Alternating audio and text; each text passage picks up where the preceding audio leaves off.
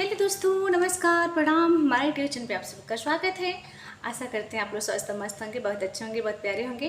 और हम सुनाने जा रहे हैं आप लोग को बहुत सुंदर, बहुत प्यारी कजरी गीत। इस गीत को आप लोग सुने, अपना ढेर सारा प्यार सपोर्ट से बात जरूर दें, कमेंट बॉक्स में अपनी राय दें, लाइक सब्सक्राइब शेयर नहीं किए तो जरूर करें।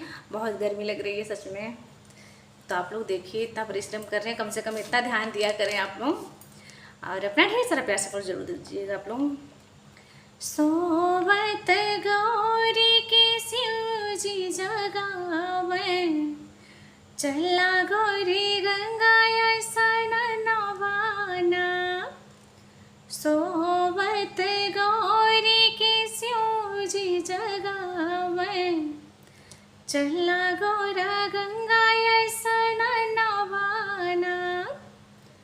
कैसे के चले शिव गंगा स्नानवा, अमोरे गोदी गणपति लाला नवाना। कैसे के चले शिव गंगा स्नानवा, अमोरे गोदी गणपति लाला नवाना।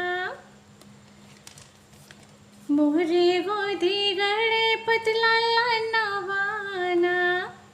छोड़ी नहीं जइबैया, छोड़ी नहीं जइबैया गनवा, मोरे गोदी गणपति लाला नवाना।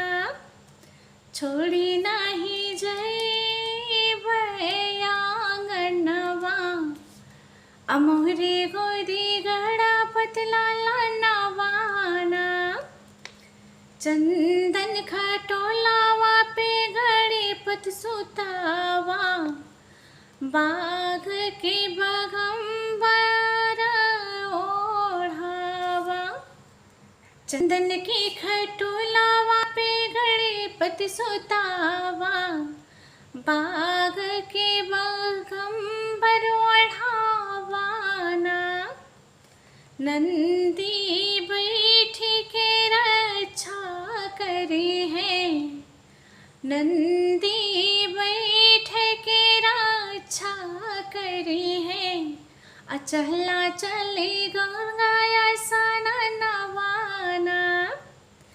नंदी बैठ के रक्षा करे है, अचला गौरी गंगा स्नानवाना। दहिने हाथे गोदिया, बाएं हाथ में लोटिया।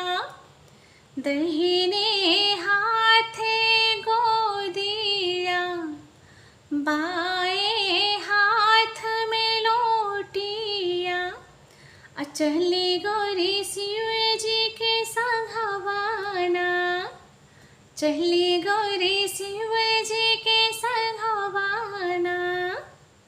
गंगा के बीच जाई डुबकी लगावे, गंगा के बीच जाई डुबकी लगावे। अल्लाह ना पे बाट धिया नवाना।